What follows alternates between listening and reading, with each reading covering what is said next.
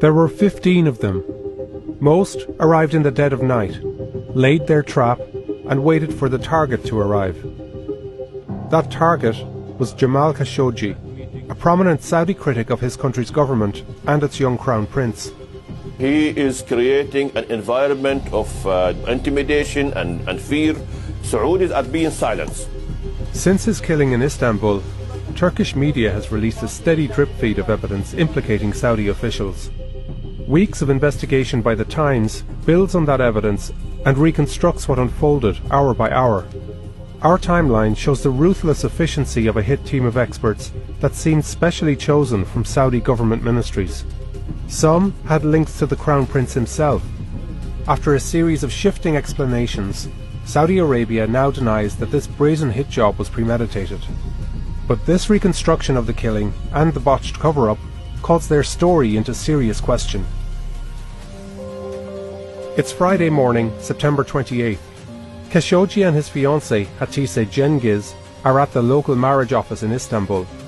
In order to marry, he's told that he needs Saudi paperwork and goes straight to the consulate to arrange it. They tell him to return in a week. It all seems routine, but it's not. Inside, there's a Saudi spy, Ahmad al-Muzaini, who's working under diplomatic cover. That very day, he flies off to Riyadh and helps concoct a plan to intercept Khashoggi when he returns to the consulate. Fast forward to Monday night into Tuesday morning. Saudi agents converge in Istanbul aboard separate flights. Muzaini, the spy, flies back from Riyadh. A commercial flight carries a three-man team that we believe flew from Cairo. Two of the men are security officers, and they've previously travelled with the Crown Prince. A private jet flying from Riyadh lands around 3:30 a.m. That plane is often used by the Saudi government, and it's carrying 9 Saudi officials, some who play key roles in Khashoggi's death. We'll get to Team 3 later on, and for now, focus on these men from Team 2. This is Salah al-Tubeji, a high-ranking forensics and autopsy expert in the Saudi Interior Ministry. Turkish officials will later say his role was to dismember Khashoggi's body. Another is Mustafa al-Madani, a 57-year-old engineer. As we'll see, it's no accident that he looks like Khashoggi. And this is Maher Mutreb, the leader of the operation.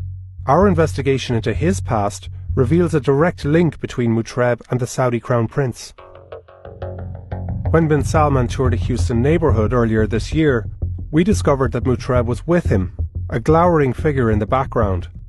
We found him again in Boston, at a UN meeting in New York, in Madrid, and Paris too. This global tour was all part of a charm offensive by the prince to paint himself as a moderate reformer. Back then, Mutreb was in the Royal Guard. Now he would orchestrate Khashoggi's killing. And his close ties to the Crown Prince beg the question, just how high up the Saudi chain of command did the plot to kill go? Early Tuesday morning, Khashoggi flies back from a weekend trip to London. He and the Saudis nearly cross paths at the airport. The Saudi teams check into 2 hotels, which give quick access to the consulate. Khashoggi heads home with his fiancée. He'd just bought an apartment for their new life together. By mid-morning, the Saudis are on the move. Mutreb leaves his hotel 3 hours before Khashoggi is due at the consulate. The rest of the team isn't far behind. The building is only a few minutes away on foot, and soon they're spotted at this entrance. Mutreb arrives first.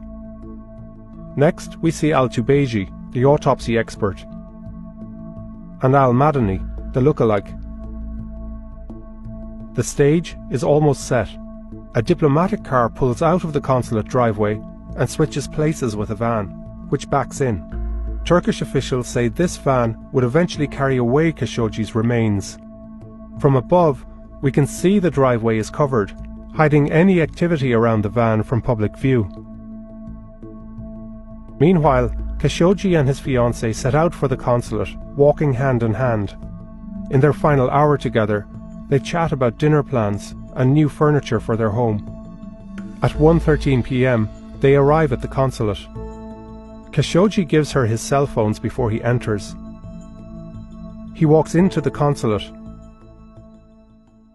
It's the last time we see him. Inside, Khashoggi is brought to the Consul General's office on the second floor. The hit team is waiting in a nearby room. Sources briefed on the evidence told us Khashoggi quickly comes under attack. He's dragged to another room and is killed within minutes. Then, Al-Jubeji, the autopsy expert, dismembers his body while listening to music. Maher Mutreb makes a phone call to a superior. He says, "Tell your boss," and the deed was done. Outside, the van reportedly carrying Khashoggi's body pulls out of the side entrance and drives away. At the same time, the Saudis begin trying to cover their tracks. While Khashoggi's fiancée waits here where she left him, two figures leave from the opposite side. One of them is wearing his clothes. Later, the Saudis would claim that this was Khashoggi, but it's Al-Madani, the engineer, now a body double, pretending that the missing journalist left the consulate alive. Yet there's one glaring flaw. The clothes are the same, but he's wearing his own sneakers, the ones he walked in with.